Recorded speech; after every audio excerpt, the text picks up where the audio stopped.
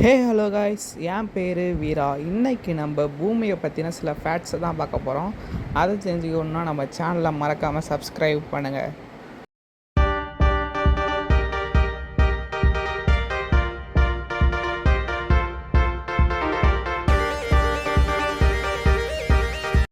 உங்களுக்கு தெரியுமா நம்ம பூமி எவ்வளோ ஸ்பெஷல்னு? ஏன்னா நம்ம பூமியில் மட்டும்தான் தண்ணீர் தண்ணீர் வடிவத்தில் இருக்குது. கொஞ்சம் முன்னாடி போயிருந்தால் தண்ணீர் ஆவியாக இருக்கும், கொஞ்சம் பின்னாடி வந்தால் தண்ணீர் ஐஸ் கட்டியாக இருக்கும். கரெக்டாக ஹேபிட்டபிள் ஜோனில் அமைஞ்சதுனால தான் நம்ம பூமியில் தண்ணீர் வடிவத்தில் இருக்குது. அதனால தான் நம்ம பூமியில் உயிரினங்கள் வாழுது. நம்ம பூமியிலேருந்து நம்ம சூரியன் எவ்வளோ கிலோமீட்டர் தூரத்தில் இருக்குதுன்னு தெரியுமா? 15 ஆஸ்ட்ரானமிக் யூனிட் தூரத்தில் இருக்குது. அதாவது நம்ம சூரியன்லேருந்து நம்ம பூமி 150 கோடி கிலோமீட்டர் தூரத்தில் இருக்குது. ஆனால் அந்த சூரிய ஒளி நம்ம பூமி சேரத்துக்கு 8 நிமிஷம் தான் ஆகுமா. இந்த யூனிவர்ஸ்லேயே நம்ம பூமியில் மட்டும்தான் உயிரினங்கள் வாழுது. வேறு எந்த கிரகத்துலேயும் உயிரினங்கள் வாழ்கிறதுக்கான ஆதாரத்தை நம்ம ஃபுல்லாக கண்டுபிடிக்கல. அதனால நம்ம பூமி நம்மளுக்கு எப்போதுமே ஸ்பெஷல் தானே.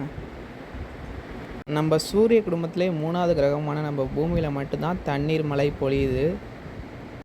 நம்ம பூமியில் இது வரைக்கும் 5 தடவை மிகப்பெரிய அழிவுகள் நடந்திருக்கு. அதில் பல உயிரினங்கள் அழிஞ்சு போயிருக்கு. அதில் தப்பிச்ச மிச்ச உயிரினங்கள் தான் மனிதர்கள், இந்த விலங்குகள்லாம். இப்போதைக்கு நம்ம பூமியில் 7 கண்டங்கள் இருக்குது, அதாவது 7 காண்டினென்ட்ஸ் இருக்குது. பூமியோட ஆரம்ப காலத்தில் நம்ம பூமியில் ஒரே ஒரு கண்டம் தான் இருந்துச்சு. அந்த கண்டத்தோட பேர் பேஞ்சியா. அங்கே தான் ஆரம்ப காலத்தில் வாழ்ந்த பல உயிரினங்கள் வாழ்ந்ததாக சொல்கிறாங்க. நம்ம எல்லோரும் வாழ்கிற இந்த பூமி உருவாகி எத்தனை கோடி வருஷம் ஆகுதுன்னு தெரியுமா? 4.5 பில்லியன் இயர்ஸ் ஆகுது நம்ம பூமி உருவாகி. அன்னையிலேருந்து இன்றைக்கு வரைக்கும் நம்ம பூமி 1670 கிலோமீட்டர் வேகத்தில் சுற்றிட்டு இருக்குது இந்த ஸ்பேஸில். நம்ம பூமியில் நிலப்பரப்பில் வாழ்கிற உயிரினங்களை விட கடல் பரப்பில் வாழ்கிற உயிரினங்கள் தான் அதிகமாக இருக்கிறதா சொல்கிறாங்க. நம்ம பூமியில் எத்தனை கோடி மக்கள் வாழ்கிறாங்கன்னு தெரியுமா? 800 கோடி மக்கள் வாழ்கிறாங்க நம்ம பூமியில். நம்ம பூமி மாரி இந்த யூனிவர்ஸில் பல ஆயிரம் கோடி கிரகங்களை கண்டுபிடிச்சாலும் நம்ம பூமியில் மட்டும்தான் உயிரினங்கள் இருக்குது.